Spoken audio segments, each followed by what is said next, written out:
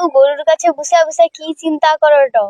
ও দাদু, দাদুর কাছে গরুর কাছে বসে বসে কি চিন্তা করোটো? আর কি করবা কো ভাই, এ বেদা সারা মানে তো মানে প্রতি বিলেরও মানে ধান কাটা মেশিন লিগিয়ে আসি কি সব ধান মেশিনে কাটুছি। এবার কুটা তো নেই, কুটা তো শেষ হয়ে যাবে গেলা। এবার গরু পালবা কি করে, গরুকে কি খুইবা? হ্যাঁ, এ বেদা সারা না কাইলু কি মেশিন লিয়ে আসছে, প্রতি সবু বিলেরও মোটামুটি মেশিন লিগি ধান কাটুছি। কুটা একদম নেই, কুটা সব শেষ হয়ে গেল। তাহলে গরুটা পালবা কি করে? গরু বিক্রি দিতে হবে, সে বালি জগে সে আবিরকে ডাকবা, গরু দিয়ে দিবা, কি করবা ক? গরুকে নিয়ে কুটা দিতে পারলে গরু নাই খাই কি মরি যাব তো, তা থেকে অবলা জন্তুকে রাখি লাভ কি? বিক্রি দিবা। আর মিষ্টি দমকে খাইতে হবে নি। সবু লোক যদি গরু বিক্রি করে দেয়, সবু লোক যদি গরু বিক্রি করে দেয়, তাহলে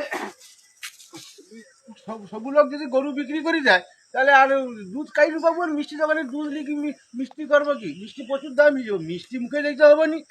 গরুর যে দাম মানে কুটার যে দাম না, সব কুটা শেষ হয়ে গেল, সব কুটা শেষ হয়ে গেল। এই বেদা সাহানে মানে ধান কাটা মেশিন লিখি সবু বিলরে মানে কি কইছি, সবু বিলরে ধান কেটে মেশিন দিকে ধান কাটুছি, কুটা তো সব নষ্ট হয়ে গেল। এই হরে কৃষ্ণ রাধে রাধে করতে হবে, আর কিছু না।